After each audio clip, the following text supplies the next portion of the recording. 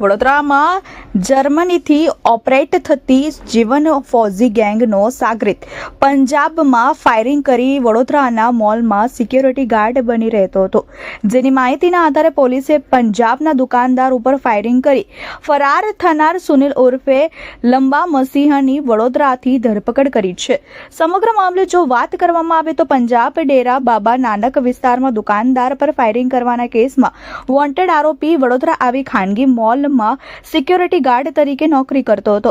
આરોપી જર્મનથી ઓપરેટ થતી કુખ્યાત જીવન ફૌજી ગેંગનો સાગરીત હોવાનો ખુલાસો થયો હતો, જેથી ગત રોજ પંજાબ પોલીસ દ્વારા વડોદરા શહેરના ડીસીપી ઝોન 2 અભય સોનીની માહિતી આપવામાં આવી હતી કે 13મી જાન્યુઆરીએ પંજાબના દુકાનદાર પર ફાયરિંગ કરી સુનિલ ઉર્ફે લંબા મસીહે 20 લાખની ખંડણી નહીં આપનાર વ્યાપારી પર ફાયરિંગ કર્યું છે અને તે ફરાર થઈ ગયો છે।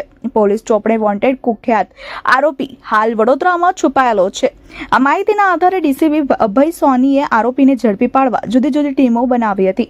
આરોપીની કોલ હિસ્ટ્રીના આધારે અને મોબાઈલ લોકેશનના આધારે તપાસ કરતા તે ગૌરવ વિસ્તાર નજીકના એક મોલમાં સિક્યોરિટી ગાર્ડ તરીકે જોડાયો હોવાની માહિતી મળી હતી, જેના આધારે ત્યાં જઈ તપાસ કરતા સુનિલ ઉર્ફે લંબા મસીહ મળી આવ્યો હતો, જેથી પોલીસે તેની ધરપકડ કરી પંજાબ પોલીસને સુપ્રત કરવા તજવીજ હાથ ધરી છે।